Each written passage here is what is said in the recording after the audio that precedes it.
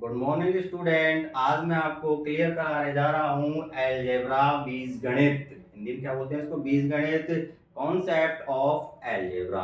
ये मैथमेटिक्स का बहुत ही इंपॉर्टेंट पार्ट होता है। ध्यान से देखिए, वीडियो में लास्ट तक अंत तक बने रहिए। आज मैं आपको इसको पूरा क्लियर कराने वाला हूँ। क्या होता है?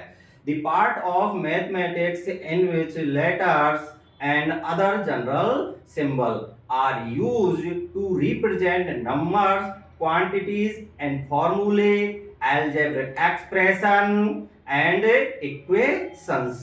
ठीक है दोस्तों, क्या होता है? The part of mathematics in which letters and general symbol are used to represent number and quantities, formulae, algebraic expression and equations। अब तक हमने क्या पढ़ा था? अब तक जो हमने पढ़ा था वो फिक्स नंबर पढ़े थे, अर्थमेटिक पढ़ी थी। क्या पढ़ी थी दोस्तों? अर्थमेटिक। अर्थमेटिक क्या है?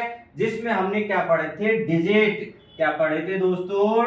डिजिट पढ़े थे। और क्या पढ़े थे? नंबर्स पढ़े थे। क्या पढ़े थे दोस्तों? Digit and numbers. डिजिट और नंबर क्या होता है? अब तक जैसे अंक पढ़े थे हमने। क्या पढ़े थे? अंक, संख्याएं पढ़ी थी जो जो क्या होती है? नॉन होती है, जिनकी वैल्यू फिक्स होती है। डिजिट जैसे 0, 1, 2, 3, 4, 5, 9 तक, ये क्या होती है? ये डिजिट होती हैं। ठीक है।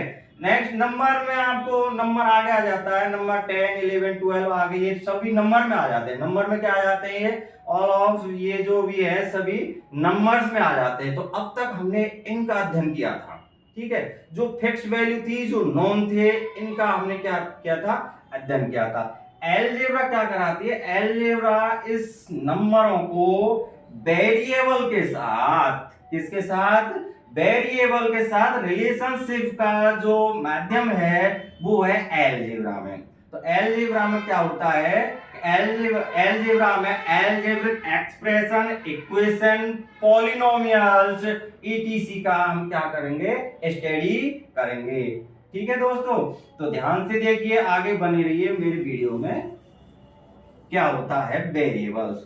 वेरिएबल्स एक अननोन नंबर होता है भाई, कांस्टेंट या नंबर या डिजिट जो जिनकी वैल्यू फिक्स होती है, जैसे 1, 2, 3, 4, 5, 6, या जो भी कांस्टेंट है। मैंने सपोज दैट मैंने 100 ले लिया। मैंने क्या ले लिया? 100 ले लिया। तो ये क्या है? कांस्टेंट है जिनकी वैल्यू फिक्स रहती है। ठीक है दोस्तों, आगे अब इनके साथ रिलेशनशिप जो हम करेंगे, कांस्टेंट्स की जो रिलेशनशिप बताएगी वो बताएगी अलजेब्रा। कांस्टेंट की रिलेशनशिप क्या बताएगी? किसके साथ? वेरिएबल के साथ। वेरिएबल के साथ रिलेशनशिप बताएगी अलजेब्रा। जैसे वेरिएबल क्या है? Letters x, suppose that ABC alphabet ले लिया, x, y, z, p, q, r, e, TC. ये मैंने एग्जांपल दिया है किसका? वेरिएबल का। वेरिएबल का example X Y Z P Q R A B C D, आप कुछ भी ले सकते हैं। ये क्या होता है? अननोन नंबर होता है। क्या होता है?